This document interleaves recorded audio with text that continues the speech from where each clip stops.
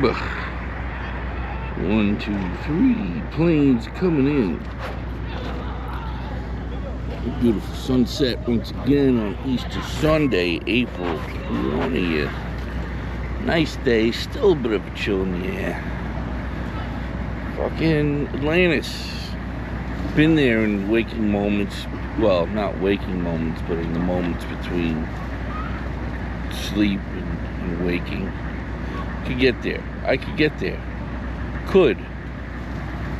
You know, I had one of my daytime, nighttime dreams, and it went up into outer space to join the Dow. And that's where it resides. We got the screaming kids punching each other. Glad for that. You go get them, cowboys.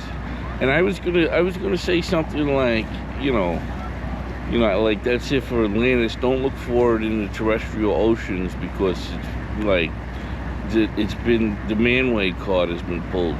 It's not there anymore. You know what I mean? They're not gonna find any definitive Atlantis. Lemuria is a different story. Lemuria off the coast of India, yes, and it was used by fucking Nubians for fucking African packages. You believe that shit?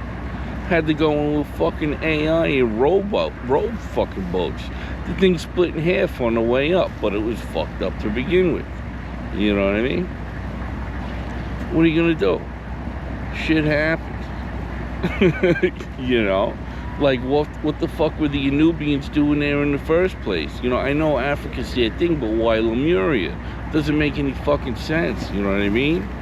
They could be using any, like, pathways for channels of the dead or something like that. Go through fucking Sekhmet or Set or whatever the fuck you gotta do.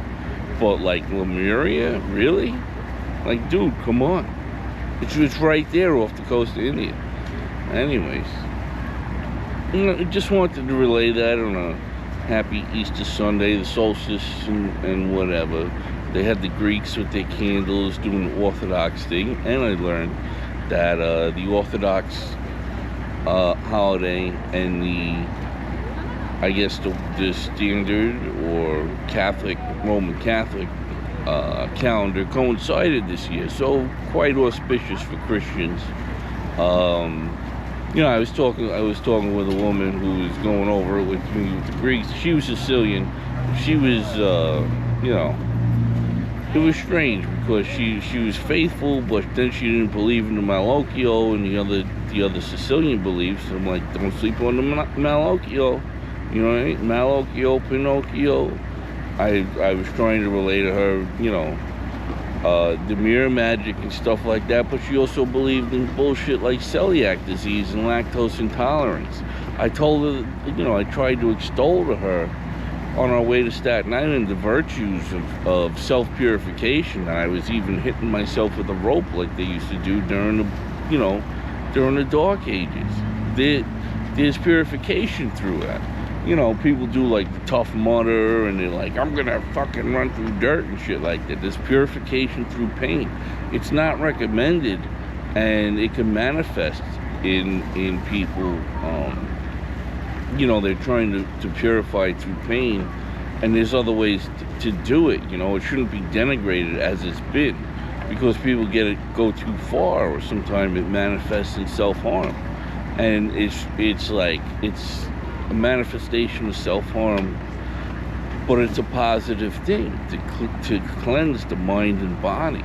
You know, it's kind of metaphorical in the whole story of Jesus in and of itself. It took him 3 days in the tomb before he was purified, and you know, whatever he did. There's a whole stories about what he did over there, you know what I mean?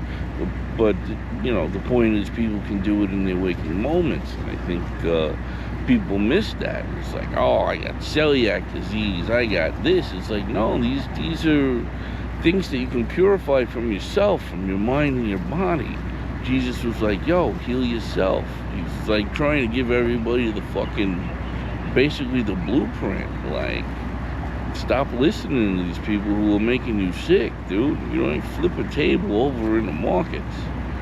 But anyways, you know, it's a high concept, and when when you make Jesus like another thing, like Jesus is separate or whatever, you know, you can miss the metaphorical, and then in turn back to the literal aspects of what these teachings are trying to say, you know, when it's separated, like people are separated from the fables themselves, you know.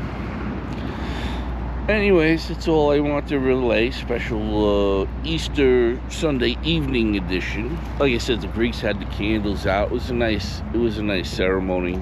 Nice thing that they were doing their midnight mass. I wasn't aware that they did the midnight mass, but one of them had like a candle, like the candle was going in the car, and it's like, man, I hope your fucking candle doesn't burn up the interior of the car. You know, like, keep that candle straight. You know, their votive offering. It's like, okay, just safety first. You know what I mean?